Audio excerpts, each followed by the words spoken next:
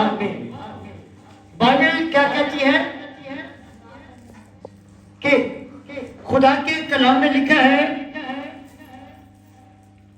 دعا کرنے میں مشغول اور شکر گزاری کے ساتھ اس میں کیا رہو؟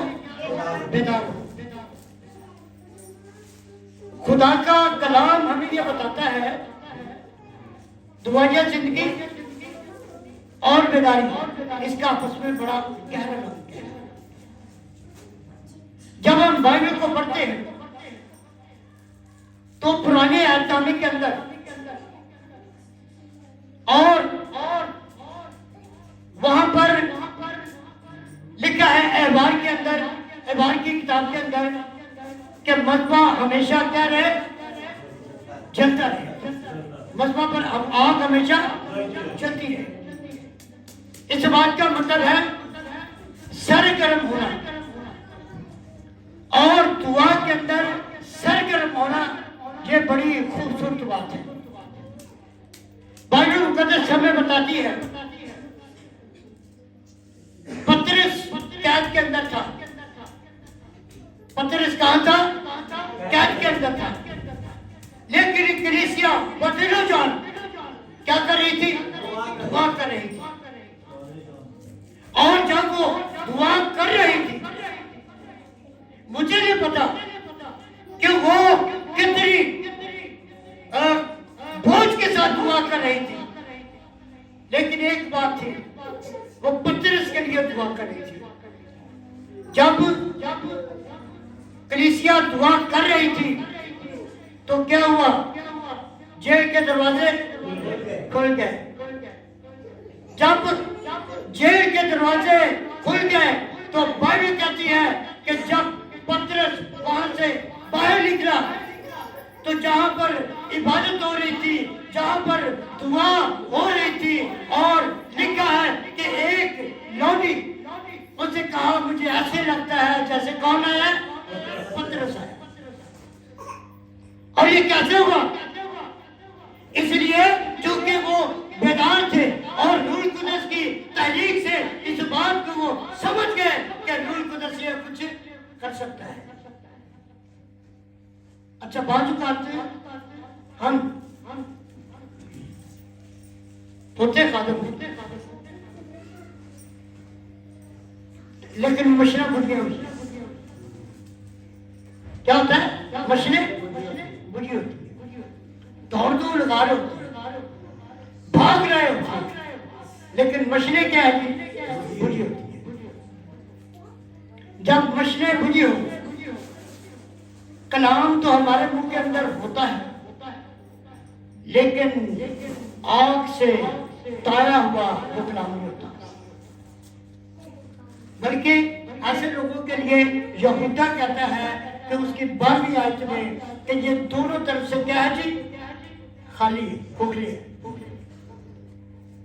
پر کلیسیا نہیں بڑھتی، پھر کلیسیا کے اندر روحانی بیداری نہیں آتی، وہاں پر خدا کی قدرت اس لیے کام نہیں کرتی چونکہ وہ کیا نہیں کرتا؟ دعا کرنا نہیں چاہتا، بیدار رہنا چاہتا۔ اور کتنے لوگ کہتے ہیں جب بیری کے اوپر پھل لگا ہو تو کیا ہوتا ہے؟ پتھر لگتے ہیں۔ اس بات کا مطلب ہے جن کی مخالفت ہوتی ہے، جو لوگ دعائیہ زندگی رکھتے ہیں، یاد رکھیں ان کی کیا ہوتی ہے جی؟ مخالفت ہوتی ہے، اور جن کی مخالفت نہ ہو تو سمجھو کہ ان کی خدمت بیکار ہے۔ اس لیے بائبل کہتی ہے دعا کرنے میں مشغول کیا کرو، اس کے ساتھ کیا رہو گی؟ بیدار رہنا وہ سیکھتے ہیں جو لوگ کیا کرتے ہیں؟ دعائیہ زندگی رکھتے ہیں۔ مکھی کو توے کے اوپر بیٹھے کبھی دیکھے؟ کیا خیال ہے؟ بیٹھ سکتی ہے؟ نہیں۔ تو جب آدمی بیدار ہوگا، روح القدس کی تحریک سے وہ مامور ہوگا، تو کیا ابلیس اسے چھوئے گا؟ نہیں، اس لیے نہیں کیونکہ وہ کیوں، وجہ کیا ہے؟ وہ کیا ہے جی؟ وہ بیدار ہے۔ مثال کے طور پر جب ہم بائبل کو پڑھتے ہیں تو کتاب مقدس میں لکھا ہے مرکز کی انجیل کے اندر یسوع مسیح نے اپنے شاگردوں کو کہا اور تھوڑا سا اپنے شاگردوں کو کہا تھوڑا سا آرام کر کی کر لو، تھوڑا سا آرام کر، اسے تو لمبے ہی آرام کر لیں گے، کیا ہوا؟ تھوڑا سا آرام کر لو۔ لوگوں نے دور سے دیکھا کہ یسوع مسیح آ رہے ہیں اور ان کے ساتھ ان کے شاگرد ہیں۔ اب وہ کھانا کھانے کا سوچ رہے کہ ابھی یہاں پر بیٹھ کر ہم کیا کریں گے؟ کھانا کھائیں گے۔ جب لوگوں نے دیکھا تو ان کو پتا تھا یہ کہاں پر پہنچیں گے، تو ان سے پہلے کہ شاگرد اور یسوع مسیح وہاں پر پہنچے وہ اس سے پہلے وہاں پر پہنچ چکے تھے۔ اور یہ کہاں لکھا ہے؟ مرکز کی انجیل۔ جب وہاں پر پہنچے ان کو کھانا کھانے کی فرصت نہیں ملی۔ سبب کیا تھا؟ سبب یہ تھا چونکہ بیدار تھے، وہاں پر کلام کے دروازے کھلے ہوئے تھے، معجزات ہو رہے تھے، لوگ آسمان کی بادشاہی کے لیے تیار ہو رہے تھے۔ یاد رکھیں دعائیں زندگی طاقتور ہے، اسی لیے یسوع مسیح نے کہا ہے جو کام انسان نہیں کر سکتا وہ کون کر سکتا ہے؟ خدا کر سکتا ہے۔ اور یہ اس وقت ہوتا ہے جب ہم خداوند کی مرضی کے ساتھ زندگی بسر کرتے ہیں۔ بائبل مقدس ہمیں یہی کچھ کہتے ہیں۔ یسوع مسیح نے کہا دعا کرو تاکہ آزمائش میں نہ پڑو۔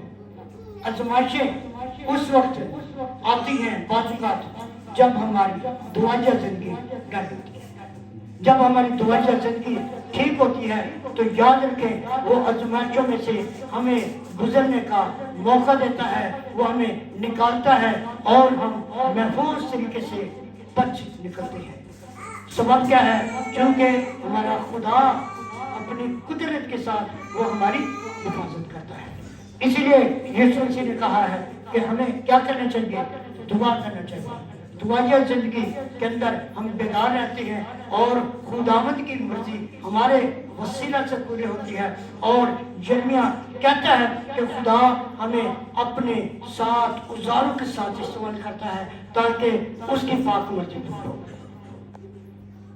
آئیے چھوٹی سی ایک بات کر کے اس کو بند کر دیں۔ بائبل مقدس بتاتی ہے کہ دعائیں زندگی کیا کرتی ہے؟ بندروں کو کھولتی ہے۔ دعائیں زندگی کیا کرتی ہے؟ بندروں کو کھولتی ہے۔ پالوس رسول جب ہم ہماری کی کتاب 20واں باب پڑھتے ہیں اس کی 7ویں آیت میں پالوس رسول کہاں پر؟ بالا خان پر کیا کر رہے تھے؟ پرستش کر رہے تھے، دعا کر رہے تھے۔ کیا کر رہے تھے؟ پرستش کر رہے تھے۔ اور وہاں پر ایک نوجوان تھا جو کھڑکی میں بیٹھا تھا اور بائبل کہتی ہے اس کے اوپر نیند کا حملہ تھا، لیکن وہاں پر اتنی زور کی پرستش ہو رہی تھی کہ وہ نوجوان نیچے گرا۔ جب وہ نیچے گرا تو لوگ سمجھے کہ یہ کیا ہے جی؟ یہ مر گیا۔